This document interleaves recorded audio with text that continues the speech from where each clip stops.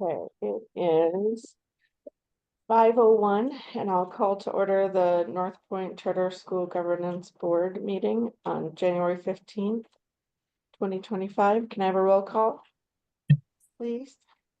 Yes, Eileen Johnson, I are here. Anthony Padilla, Here. Deborah Burns, here. Lisa Berenberg, Here. Alice, I need help with the pronunciation. Alizé. Alizé Hodges, Deborah Jensen, Here. great. Thank you. Can we scroll down a little bit? All right, perfect. Would everybody please join me in the Pledge of Allegiance?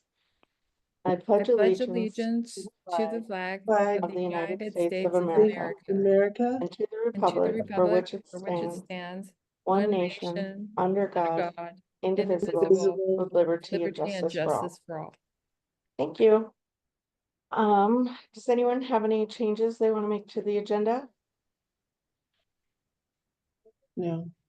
All right. None heard. Can I get a motion to adopt the agenda as it is? This is Deborah Okay. Jensen. I'll make a motion to adopt the agenda as presented. Thank you. Can I have a second? It's Anthony Padilla. I'll second the motion. Thank you. Eileen Johnson, Aye. Anthony Padilla, Aye. Deborah Burns, aye. Lisa Berenberg, Aye.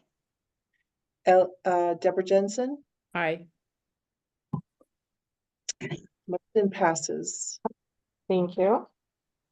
Looking for public comment regarding stakeholder input of the calendar, the gifted education plan, and the DASH plan. I don't see any members present or public present. Does anyone have any changes they would like to make to the consent agenda, the minutes, or the finance portion? No. All right.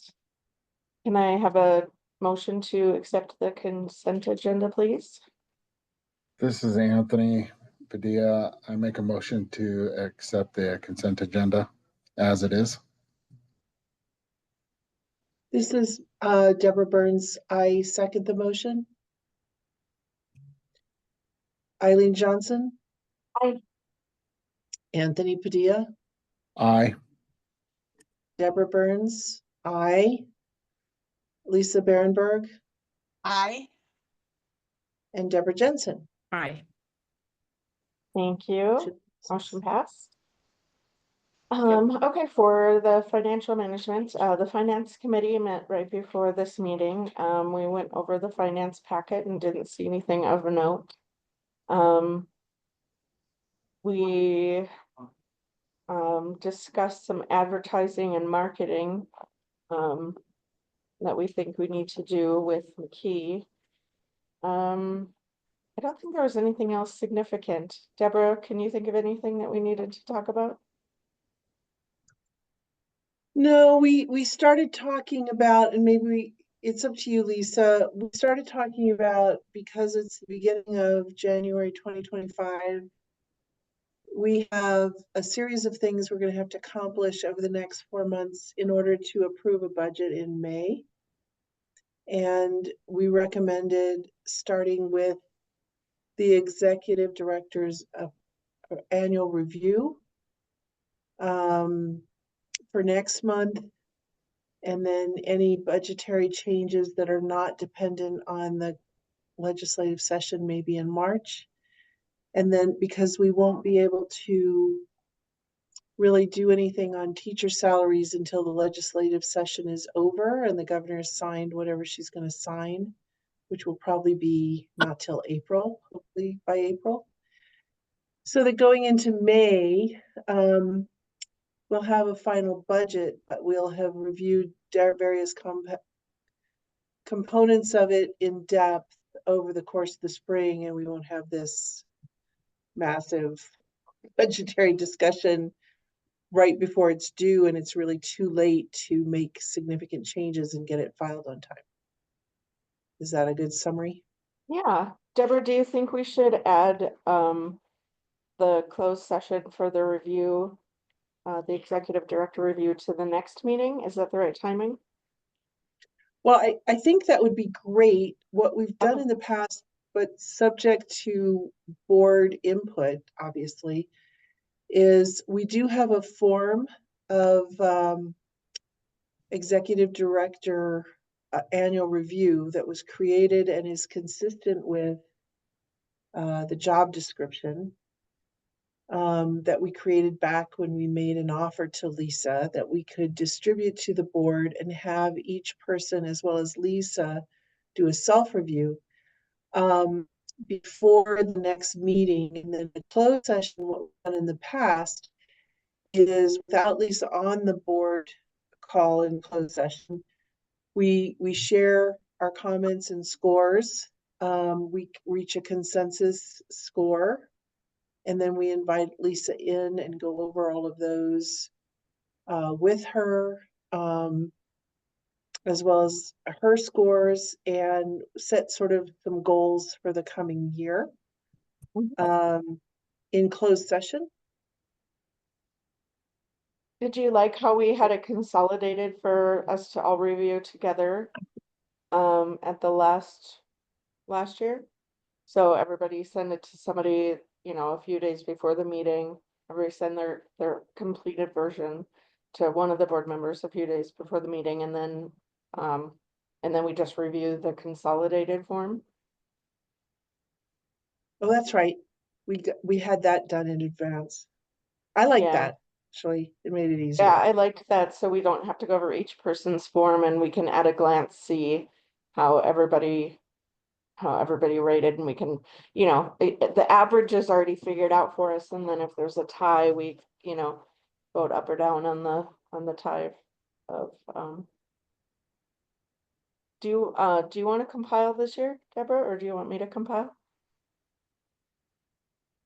Uh, Or anybody else really?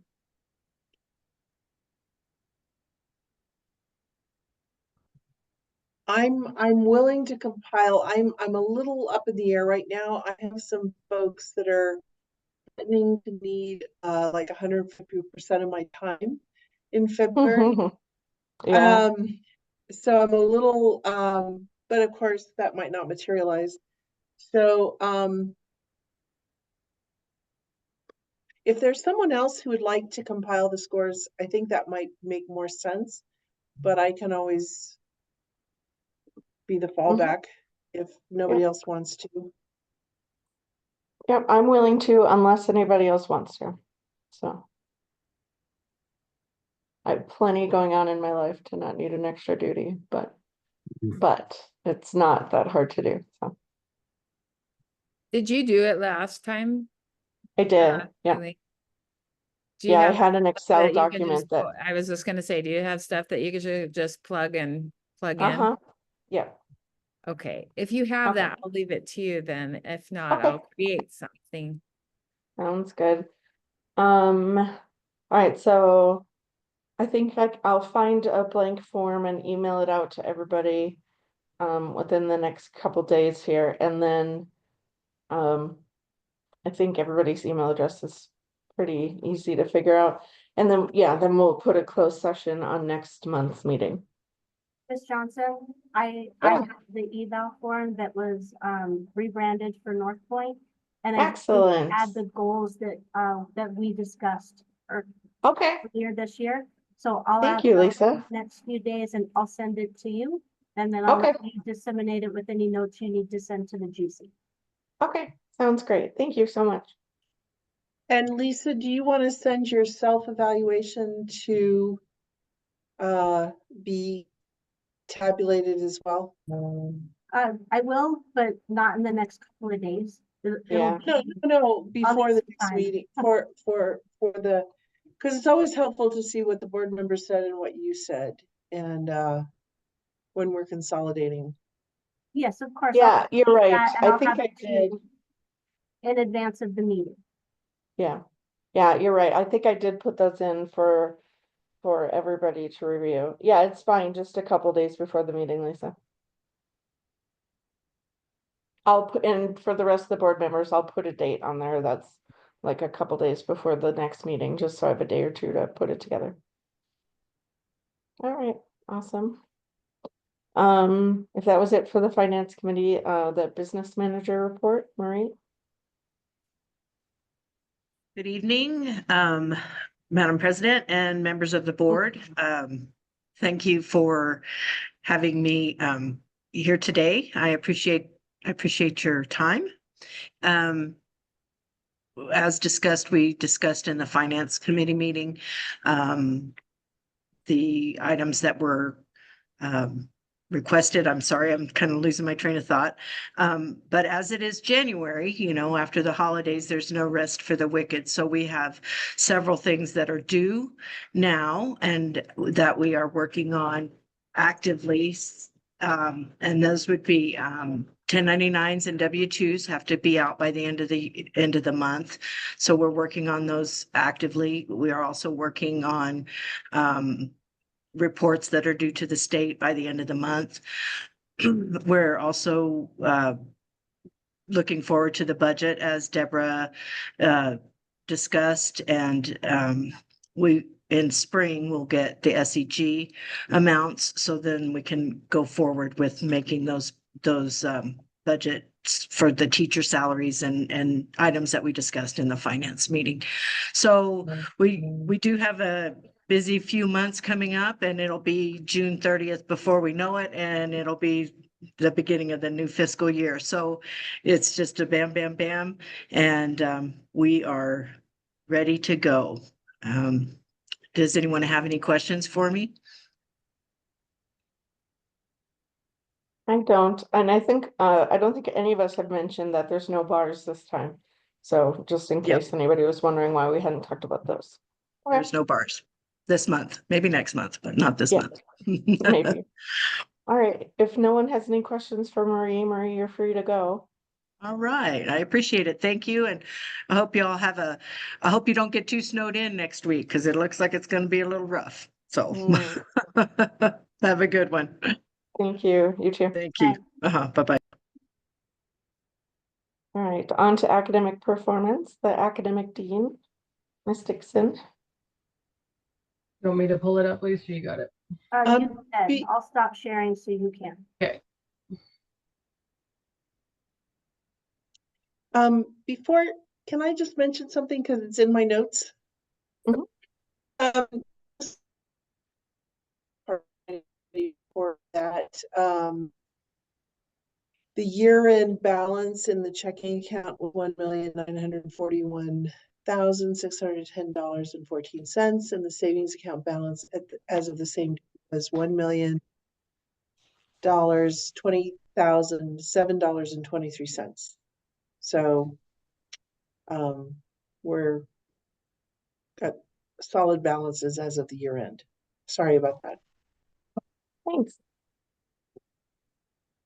All right. Good evening, everybody. So I have my end of semester one data analysis for course progress. We ended up semester one with 90% of courses earning credit versus 10% not earning credit.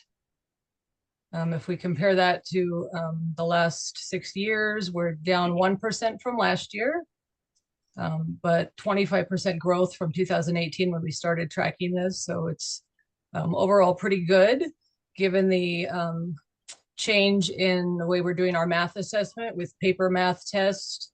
We were trending about 8 to 10% down all semester. So we were a little concerned where we might end up in the semester, but it ended up not being a huge difference, 1% down from last year. So that's overall pretty good. If we look at our in-person versus remote, 89% of courses that were taken in person earned credit versus 11% not earning credit, and 94% of courses that were taken by remote students earned credit versus 6%. All right, if we look at our subpopulation trends over this semester, the blue bar on the far right is where we ended up our last data point in December, the far right is our first one in August. I find it a little more helpful to look at the table down here. If we look again, all students, we see growth over the semester. All of our sub-pops, except for really ELL, have ended up pretty good. ELL, there's a slight growth, but 53% is still not great. This is our biggest ELL group we've had probably in the last 6 years. And even at that, there's only 6. We normally have a really small ELL population. If we compare this to previous years, so we started tracking subpopulation data in 2020. So from 2020 to 2024, we've gone from 73% to 90% of courses earning credit. Regular ed, 88% versus 70%. Our students with disabilities, 89%, growth from 67%. Gifted, about the same, 82, 85%. 504 students, 92%, from 67%. New students, 79% to 67%. Native American, 82% to 66%. And then we added African American and economically disadvantaged and ELL student sub-pops in 21. Again, still seeing pretty good growth from 88% from 70 for African American, 95% from 63% for economically disadvantaged. Again, the biggest area of concern is going to be our ELL students. I know in 2021, I believe we had 3 ELL. I know last year we only had 2. We do have 6 this year. So that's something we're going to look at in terms of subpopulation groups that, you know, why are we trending down? What do we need to do to provide additional support for those particular Yeah. students? I have 2 questions for Mhm. that regarding the ELL. Yeah.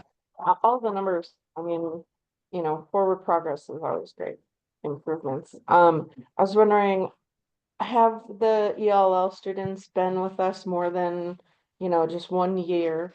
That would be my question is, you know, how long have they been with us? Since we know that the longer a student is with us, you know, the better. And, you know, I'm wondering if, you know, ELL especially, right?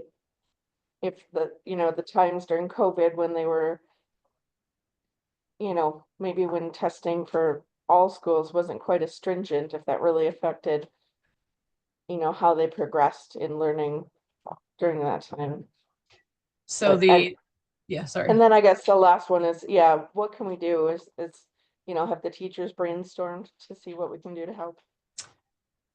So the 6 ELL we have this year are not the 2 we had last year. 1 graduated, 1 left us. So these are brand new 6 kids. So that does make a difference. And there's quite a bit of turnover in that ELL population, which is a negative effect on that. But it is something that we're talking about to see overall what do we need to do.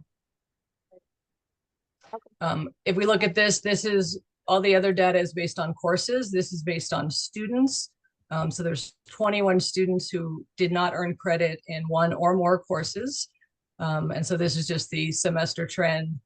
That first data point in August, 39% of students were not on track to receive credit. And at the end, 15% did not receive credit.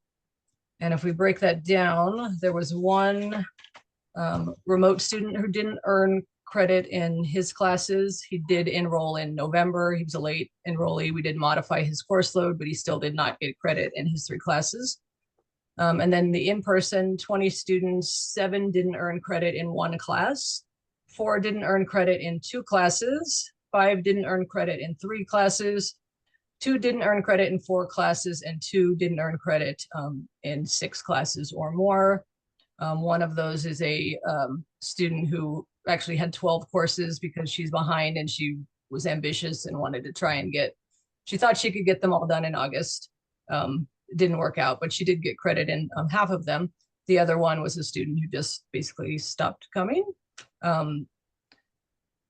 So what I've noticed from last year, sorry? I feel like, what is this chart telling us? I feel like I'm not students. So all of this other data is courses. This is just students that have earned, that didn't earn credit in 1 or more classes. Okay, so the bottom row is students, the horizontal axis. Yes. Okay. So what I was going to say is that what that data tells me from like the number of students that earn one or didn't earn credit in one or more classes. Last year we had students that didn't earn like any credit in those classes, whereas now it's a few kids that didn't earn credit in one class or two classes. So that to me says that it's not a student that's not totally disengaged, that's a dropout potential. These are kids that, you know, they just didn't fail one or two classes. So that's more positive on that end. If we look at Yeah. the subjects, 3 out of 27 elective classes didn't earn credit. That's 11%. 15 out of 154 social studies classes didn't earn credit for 10%. 12 out of 101 science classes didn't get credit, 12%. 10 out of 121 courses didn't earn credit, for 8%. And 13 out of 116 math courses didn't earn credit. Pretty evenly balanced. There's not any weird anomalies that would make me think there's something going on with a particular subject. You know, in the past, we've had some where they're avoiding a particular subject. This seems pretty balanced. If we take the courses, the complete number of courses that didn't earn credit, this is how it breaks down in a pie graph or pie chart. Again, basically balanced. If we compare that to the last 5 years, math is about the same as it was in 2020. We had to dip and then we've had a climb. We had a little scare in 2021 and 2022 with English, getting a big chunk of English. They were kind of avoiding that. So we did take some measures and that's paying off. We have a 10% drop from last year. Science, about the same as last year. Social studies had a dip. So it's interesting. We had a 10% drop in ELA, but now we have a 10% growth in social studies, making me think maybe they put the focus on ELA because we really were stressing, let's get our English classes done. And maybe that was at the expense of social studies. I'm not sure. We're going to have to look at that. And then electives were about the same. Any questions on the course data? Wow, great analytics. Thank you. You're welcome. All right. And then And the students took NUIA this week. They did on Or Monday. maybe Lisa will talk about that. Yeah. Yeah, we did on Monday. Sorry, I need to pull something. So, go ahead. So as being new to the board, do we, does the school get graded against these metrics, or is it just for our knowledge so that we can take action? Or what do we do with all this data? Yeah, it's mostly internal. Okay. When we started it, we really had no idea, you know, how the kids were doing Right. week to week. Okay. So this helped us, and it should be reflective in our graduation rate that's climbing. And it kind of helped us identify when our data was going up and the state's data was going down. We knew, okay, something's wrong. Yeah. So it's really more for our benefit to see Okay. trends and have discussions amongst the staff about things we're noticing internally. Yeah, Okay. correct. I just, go ahead. Correct me if I'm wrong, Lisa or Denise, but I do think that, and you'll hear about it in your trainings if you haven't already, we do have a responsibility as a board to see that students are not only getting a good education, but to also look at equity in education. So hence the subgroups, and taking special note and asking questions when any subgroup is underperforming. So those reports are really helpful to document that we are watching that, and it gives the staff an opportunity to tell us what's going on and what they're doing to correct it. And two other one's a comment, engineer. In engineering, if you don't have a data set of 10 or more, you are statistically insignificant. So if we had 6 data points, that sort of doesn't count in engineering. If you were doing an engineering analysis of this, 6 doesn't count because Correct. It's too small of a sample size. So I wanted to tell you that I'm not sure we should read too much into 6 data points for the ELL. I know that they have other challenges. So that's one comment. And then the second comment is have we ever benchmarked against schools of similar size? Can we get data like this from other schools to see are we not necessarily to pat ourselves on the back, but just to say, well, benchmarked against other charter schools of roughly the same size, we're in family, out of family, better, worse. I didn't know if we ever could do anything like that. Again, very engineering, right? Engineering background coming Mhm. out. These are the kinds of things we would do, but I don't know if we need to spend time or resources doing any of that if it quote unquote doesn't matter. Right. So that's all. Well, I I hear you from an engineering perspective. I think that those are 6 students that are Yeah. underperforming, all in Mhm. one category. And I don't think the PED or the PEC is going to think they're not significant. And Significant, yeah. I don't think the For staff sure. thinks they're not Yeah. significant. For Anytime sure. we see any student underperforming, but certainly a group, a subgroup, we've got to focus on it. It doesn't matter if it's 2 students or 6 students, Yeah. because they have something in common and they're struggling, But to right? that point, though, I believe that because those subsets are so small, what is it? There's something about reporting them that they aren't. What was it, Lisa, about reporting them? The subsets are so small that they can't. Their data would be masked.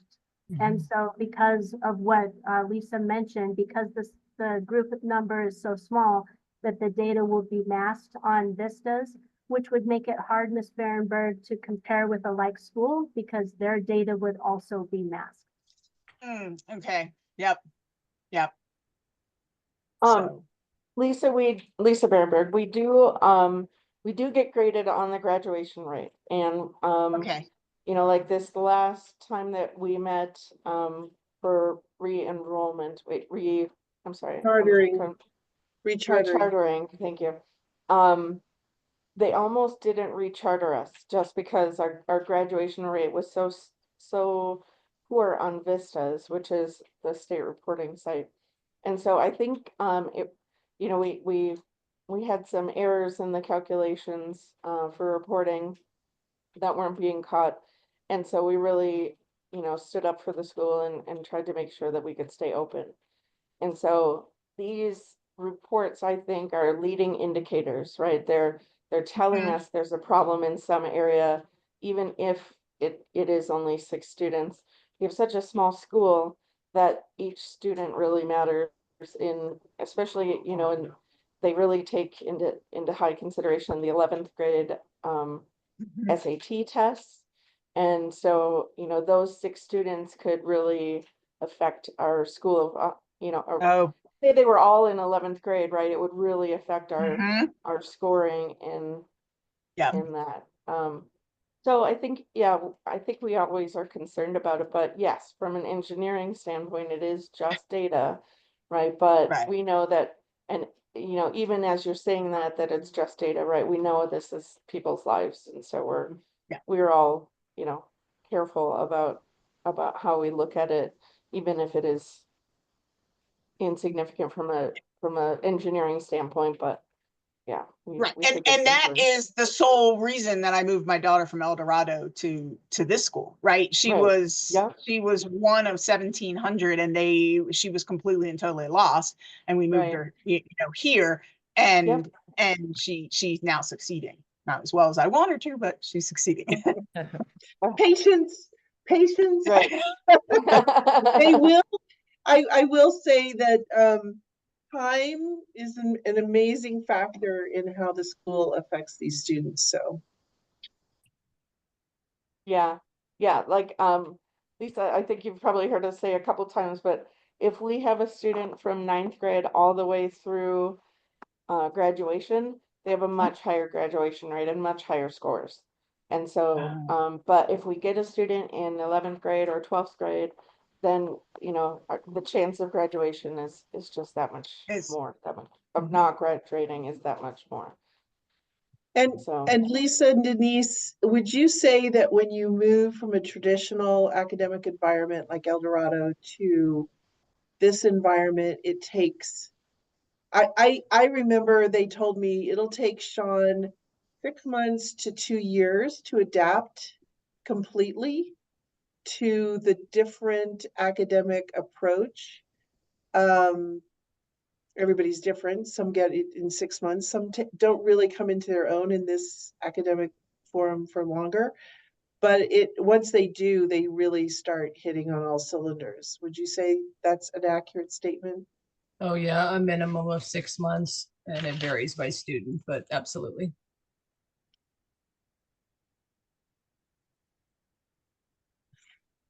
We ready Great to move on? conversation, guys. Yep. Yeah. Okay, so this is, I'm just going to give you a few brief comments about our Cognia accreditation review that's coming up. This is my presentation for the staff on Friday, so I'm not going to go over all of it because it's not totally relevant, but our accreditation review is scheduled. It's coming up January 28th. It is a virtual review, so it is the first time we've had a virtual review, or they won't actually be on campus visiting, which will be different. We'll have a team of 2 review members. We've already worked closely with the lead review member. She's been our coach all semester. We've had meetings every month, Lisa and I. We have prepared a presentation for the 2 of them. And then they are going to interview staff, students, parents. They're going to interview you guys. They're going to review our curriculum. We submitted a portfolio in December that we've been working on for months, hundreds of documents, and we wrote literally thousands and thousands and thousands of words about our program, what our theories of actions are, what did we do over the last 5 years, where do we want to go. Their basic, what they want to know is, are we engaged in a data-driven continuous improvement cycle, and do we have evidence to prove it?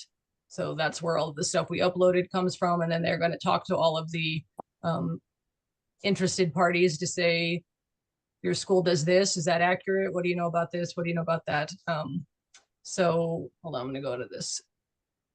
At our exit review, or at our presentation in 2019, we had just created my position of academic dean. We were just starting to collect course data, semester data, testing group data. We had some new policies. We were going to clean up some other things. We were looking for a 5-year renewal that we got in 2019. And now we've also gotten another one. We did create the dean position, and it's still ongoing.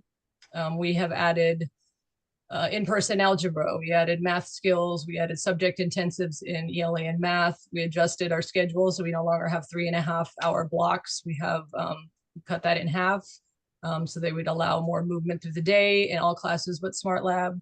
We strengthened our sponsor teacher program. We did a big push with academic integrity, locking down tests outside of the school, AI and plagiarism checks, which are now inside of Edgenuity, paper math test just this semester, updated several policies, procedures. Basically, we need the staff and possibly you guys to be able to articulate things that we've changed. Some of you are new and you won't necessarily know. You can just give your understanding. Some of you have been around for a while, and we'll be able to expand more on those things that we have done.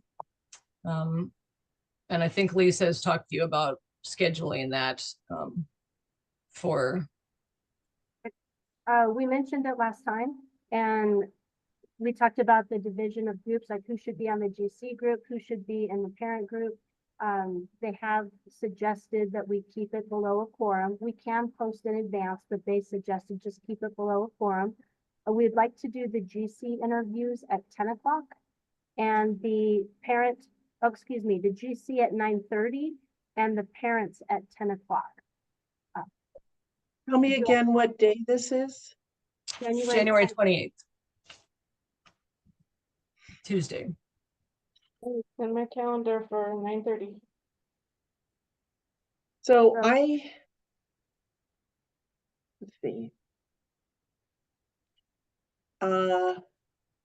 Do I know what group I'm in? You would be in the, since you're not a current parent, you'd be in the GC group, So the 9:30. the 9:30 group. Okay. So I have a standing meeting at that time that usually goes from 9 to 10. If I swap them, can you join at 10? I could. Okay. Does that create problems for you, Eileen, or anyone else? Debbie Jensen, think do you I'm- want to join, or Anthony, do you want to join 9:30? Not the only GC member. I can do the- 9:30? Well, wherever they need me at, if they need me as a parent or they need me as a GC more, just let me know. I think I was volunteering for parent, so, and either of those times works for me, so 10 o'clock is fine, or if we need to swap them, that's the way I understood it, do parents at 9:30 and GC at 10? Mhm. Yeah, What let's do was, that. Oh, okay. All Does right. that, if that works for you? Yeah, totally. I'm sorry. I missed that was what we were talking about Okay. doing. Okay. Then Yeah, we'll I'll do, parent at 9:30, and okay. Lisa will join as a parent, and we'll do GC at 10, and we'll have Eileen and Deborah on GC. That leaves Anthony and Debbie. First of all, are you able to join? And if you are able, which group would you like to join? I can do the parent at 9:30. This is Anthony. Oh,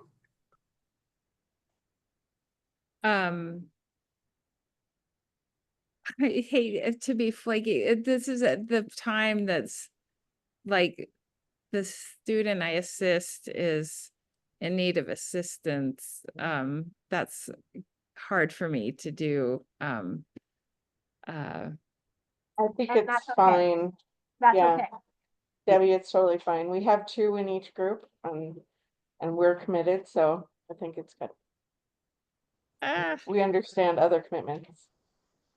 Well, I know, but all of you are making efforts to do that. It's It's totally okay. Yeah. I will If send you something the frees up, let us know, information, but and if something changes, if your student's absent that day or something changes, you're free to join. But we'll have enough representation. It'll be okay. okay. All right, thanks. Okay, good. And I will send that out in email so that you all have a reminder of your time too, along with the Zoom link that you'll click to join. okay.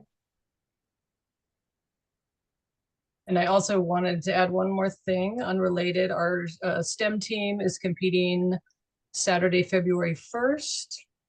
They are creating, or they have created, a monorail concept to replace the ART bus system in Albuquerque. That was their plan this year. They have done a lot of research and a lot of work. They've used CAD, made 3D models of a working monorail system. They've got circuits. They've done extensive work. So we're excited to see what they come up with when they compete on Oh. the first.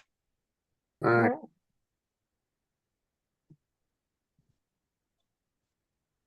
Very exciting. Lisa, is it your turn now? It is. Right? Is that where we're at? Okay. Yes, thank you, Ms. Dixon.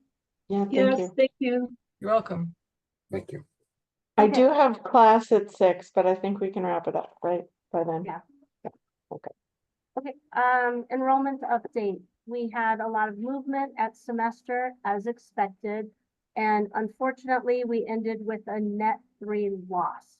We lost 9 students and we gained 6. However, So what's the current enrollment? I'm sorry, it's at 141. It's at 141 today. I do have another tour for this semester, for a student for this semester scheduled on Friday.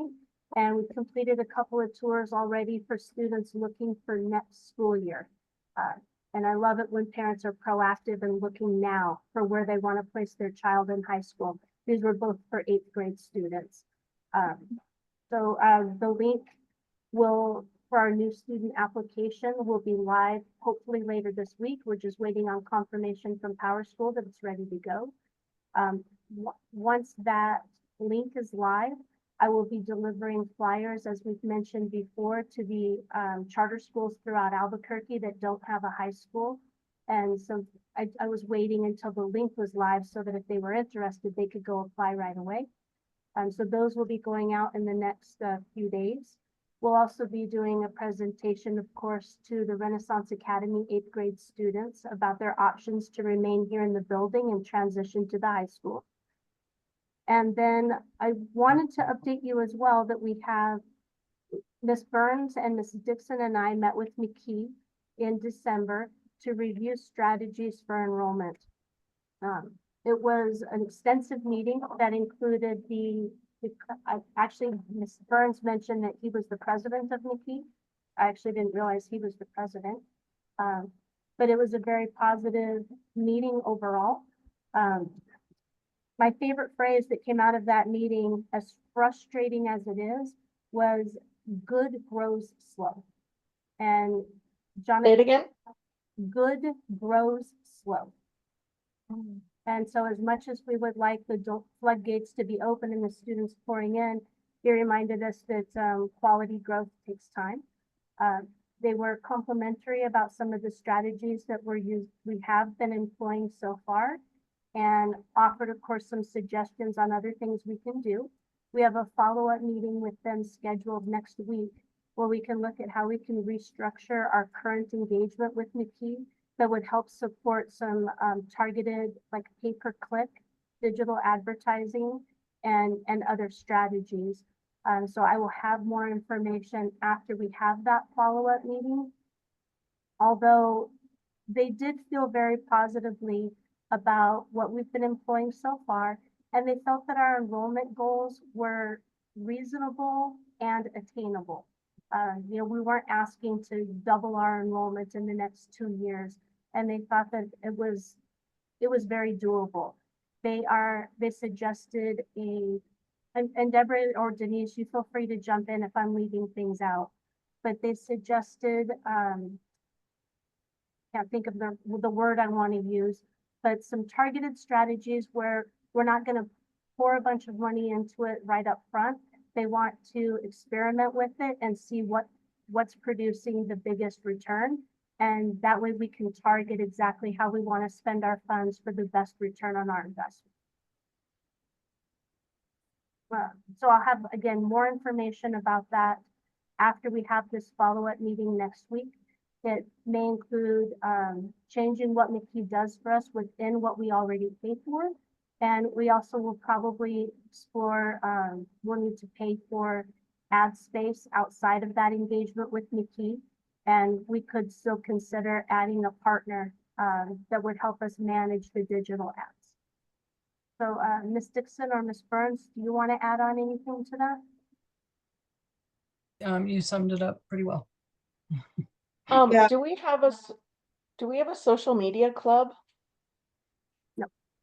I was just thinking, if we had a club that managed our social media, of course it would have to be approved or whatever, but that would be less work for administration. Like putting ads on Facebook or saying how great the school is or, whatever. It Just would. throwing it out there. And actually a suggestion that came out of that meeting was perhaps looking at our yearbook club that could help support that. And Ms. Dixon and I have already talked about some small things we can do to make sure that we're improving our presence in social media. And in fact, I posted this morning about some break games that we had yesterday afternoon. Okay, awesome. Sorry, Ms. Burns, go ahead. No, that's okay. I thought Lisa did a great job summarizing as well. I just shared during the finance committee that, we've spent a lot of time and energy and resources on getting all these building blocks in place. And now we're starting to show up in the searches. But I think the phrase that I took away from Jonathan Lewis, who's the president, in the meeting was that they're going to be looking for the right mix that actually results in enrollment, kind of the algorithm of all the things they do. What's the right mix? And once they hit it, and they're going to be evaluating month to month different, approaches with the goal that once they hit on something that they think is highly capital, effective and results in enrollment, then we'll have the ability, with some sense of what to expect, to either put our foot on the gas or let it up. But at this point, they want to kind of do their thing in terms of trying different, kind of a different mix of trying to drive enrollment to see what works best. And this is where I'm actually personally hoping to see them excel. This is kind of why we paid them the money to do what they did. Other people can create a brand and a website and all that other stuff. This is where the special sauce comes in, and I'm hoping, I don't know how long it'll take them to do that. But I think this is really where I hope to see some real value from our engagement with McKee that maybe other firms are not as well qualified to do. That's just my personal hope and perspective, and we'll see if it pans out that way or not. So, this is Anthony. So, my concern with McKee is,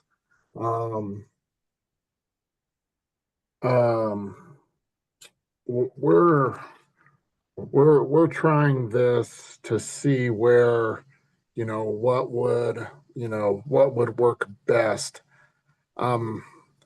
My concern is that we're spinning our wheels, and with McKee, and that maybe we should be looking at another company that already knows this, and is not just shooting in the dark at trying to do different things to see what might work. It seems like if McKee's been in the business long enough, that they should know exactly where to do it and exactly know where to do it. If they're the professionals at this. When you hire a company, and you pay them, that's what you pay them for, to be, to know what they're doing. It seems to me, my concern is that maybe that we're putting too much faith in McKee, and that maybe there is another company, like, Lisa had talked to, she had said she had talked with somebody else that had said they had known, how they did their growth and so on. And, we could cut some of the stuff out that we needed and some of the stuff we didn't. So my concern is that we're putting all of our eggs in one basket on McKee, hoping that they'll figure out the right combination, when there's probably might be somebody out there already that knows the right combination and will get us to our goal sooner. Mr. Padilla, I might could clear up what I could be a misconception there. When we were explaining that, I don't believe that they were looking at, oh, we're going to try all these different things and see what works. It was more about which types of ads were the most responsive, that they received the most response to. I think they have a pretty clear targeted plan for what kind of advertising we want to do. They just wanted to play with different content in those ads and see which ones produce the better response rate. It also seems that we've tried other companies, and McKee was the most comprehensive. They seem to be able to handle what we were talking about the most, and the others felt more like just kind of a shot in the dark, and just it felt like McKee was the most targeted, and understood the assignment the most. I've also had ongoing conversations with McKee. I meet with them every other week, and they're very open to a partnership with another company, like one of the ones that you mentioned I've met with, that we could transition some of the digital ad space and the management of that to another company. And because of course we're capped with what we can spend with McKee, but they were also open to a partnership like that. And it's things like that that we'll be exploring when we meet with them again next week. Yeah, I would encourage Mr. Padilla, if you want to join the second meeting and get your concerns addressed firsthand, I think Yeah. there's a Yeah. little bit of a miscommunication here in the sense that I do believe they are excellent at knowing exactly how to approach being the most capital effective. The challenge is that every target audience is different. You know, if you're a mattress company and you're trying to see what is the magic combination that generates the most mattress sales, that's a very different demographic than charter school parents and grandparents and students. I do think they're good, but what they're trying to do is come up with the most capital efficient yet effective way to hit our enrollment goals. And as Lisa said, you know, be with a focus on capital efficient and hitting the goals, that's where they really could shine. Whereas others will spend the money and get Yeah. the traffic, but it might not translate to enrollment and it may not be as capital efficient. Yeah. And It may be more these- passive than right. they will be as well. Okay. They're more proactive. So we stressed very strongly how critical to the school getting enrollment is in the next year. We don't have a couple of years, and that we are basically subsidizing our operations from our cash cushion, which cannot continue. Yeah. And because of that, we can't just like, you know, throw a lot of money at this until we figure out what works. You know, the magic combination of the most capital efficient conversion to enrollment. And Yeah. they said we wouldn't do that anyway. We always try a bunch of things until we feel satisfied that we've come up with a really good combination of things that translate to enrollment. And then based on that data and the results we present to you, you then have a data-based ability to make decisions on how much money to spend to increase enrollment. Right? All right. Sounds good.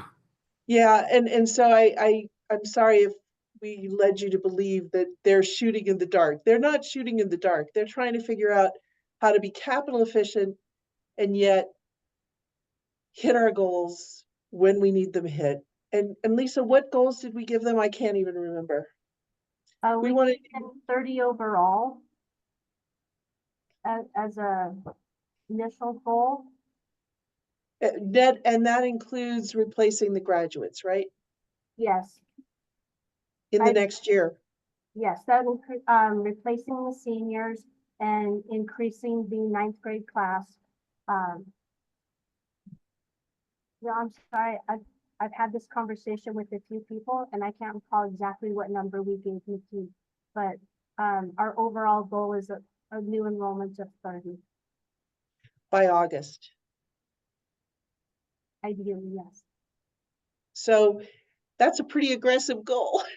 Yeah. And we don't want to go out and spend And for a year 100,000. after we rebranded, right? It'll be a Yeah. year and 2 months after we rebranded. We really only had one active semester though, under the new brand. Correct. And it Yeah. takes, as you probably know, Anthony, it takes 6 months for all the search engine optimization and everything to really get us Start, where yeah, we need to where go. we want to be. So, Yeah. so we're finally there, and now we really want to make it pay in the next 8 months. But So- not, Good. we don't want to spend, you know, 100 grand to get the 30 students. We'd like to pay, I don't know, 20, 30 grand if it shows that it's working to get the Yeah. 30 students. Yeah, And that's the my difference. that's my concern. Well, and as I shared last month, we're tracking our tours. We're working on reaching out and following up with tours after they leave our building.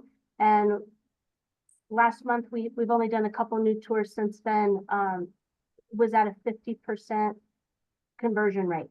So people that came in for a tour, 50% of them enrolled at our school. So continuing to drive people to the website to get them to come in for a tour is what we need help with McKee with, and then we can do the rest. Yeah. But I do want to be very conscious of the time. I know Miss Johnson has to leave soon, and we do have some more. But this is good Thank you. conversation too, so, Yep. yeah. Okay. I do have one more thing that I need to update you on for school business. And that would be that our school does appear to be affected in the Power School data breach. Parents, you would have received an email alerting you to that. I do not have any more information to share at this time. Power School is currently investigating. We are expected to receive an update from them this Friday. I did find logs as per their directions that looks like our data was accessed. The lawyer's been notified, our insurance company's been notified, and I met with the claims consultant this week just to get the ball started. It's expected that Power School will be providing credit monitoring services and other things, but at this time, I can't be any more specific than that because we don't know yet. That includes kids, right? I mean, the credit monitoring, okay, yeah. Yes, it would include that, names, date of birth. For some staff members, their social security number was impacted because it's in Power School for state reporting. So we are supposed to learn very specifics more from Power School as they work through their investigation. But for now, we've notified the community, we've notified legal and our insurance company, and so now it's wait and see. And I'll update you as I have more information. Thank One you. last note is that Charter School Advocacy Day at the Capitol is scheduled for February 10th. Public Charter Schools of New Mexico is recruiting people to attend to talk about charter schools overall with our legislators. And so I wanted to just share that date with you. I don't believe right now that I'm able to go due to other commitments here at school. But if anybody's interested, reach out to me and I can get you the information. And if I put our agenda back up for you, Ms. Johnson. No, that's not the agenda. That's the agenda. We're up to the governance board policy manual updates, discussion and action. All right, As I sent out to you in your packet, and I sent an updated one just this afternoon where I found one more thing in the policy manual. We just have some very simple cleanup that needs to happen. Here's an example here. Section B14 in the governing board policy manual states that we will work in conjunction with the other schools to hire the executive director. So I suggest simply removing this piece right here. And as we look on to the next one, this entire section under B18 talks about a quarterly joint governing board meeting with the boards of the other schools. So again, this is no longer relevant and this entire highlighted section could simply, oops. Okay, I didn't mean to redact it right there, but that section could be removed. Again, here under general school administration, this section is no longer relevant because we no longer have a shared director. So this entire section could simply be removed. that paragraph or the section, right? This paragraph? Excuse me. Okay. Yes, Yeah. the highlighted paragraph could be removed. Mhm. And then on CO2, just this portion where it says in conjunction with the other school governing bodies could be removed. This is about hiring an executive director and we no longer share that decision with the other schools. And then the last change that was I sent you the update today only, is we have this section in there under B1 on governing board training. This is the current language that is very specific. It refers to the exact NMAC rule and the number of hours needed, which has been updated and is no longer accurate. So It also lists the specific areas required for training. And so I suggest updating that lane, removing this and updating it to the highlighted language, which is more general. It says that you're required to have yearly training that meets current PED and NMAC requirements. Still says the school is penalized if you don't complete your training, that it's the governing board member's responsibility to register and make sure you receive credit for the trainings you attend. Trainings are still due by June 30th. Change the language here a little bit on how you can have your training paid for. If it incurs a fee, the school can pay for it with advance notice to get a purchase order. And then I added this sentence that current training requirements can be found on the PED website under charter school boards rather than make the list in the policy manual. And I felt like this, That looks good. Yeah. this would meet whatever changes were to occur in the NMAC. So that's my suggested language. Do you guys have comments or changes you would like to make to that? No, Reasonable. yeah. Looks good.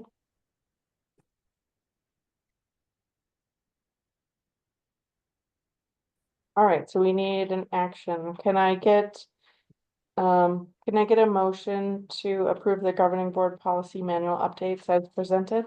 This is Deborah Jensen. I'll make a motion to approve the governing council policy manual updates as presented. Can I get a second?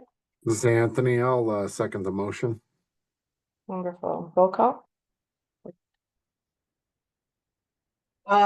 Eileen Johnson, Aye. Anthony Padilla, Aye. Deborah Burns, aye. Lisa Berenberg, Aye. Deborah Jensen, Aye.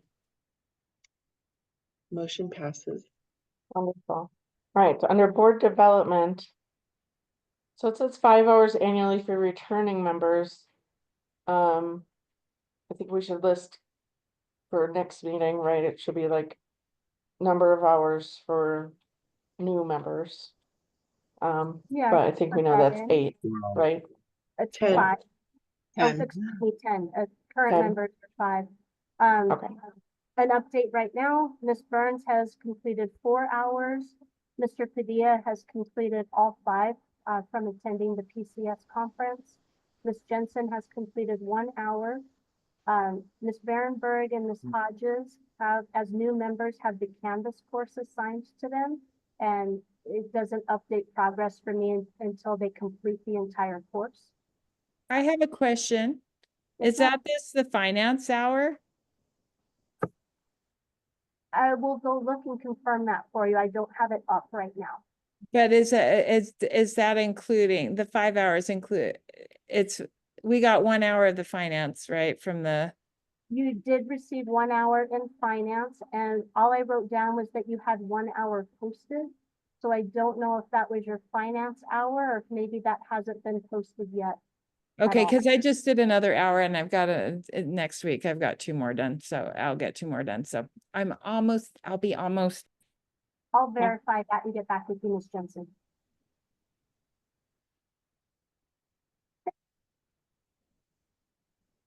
I wasn't gonna grab it yet, since you're still on the call. I was just gonna set it here. All right, and then we just have an announcement that the meeting date has changed from the spring break week to the 25th. Is that right? The 26th. 26th. Okay. But next month's meeting is on February 19th. Can I see the agenda again? I think we're just adjourned, right? We are at adjournment, yes, ma'am. Okay, wonderful. All right, it is 6:05 and I'll adjourn today's meeting. Thank Thank you. Great. All right, Thank thanks. you. Thank you, everybody.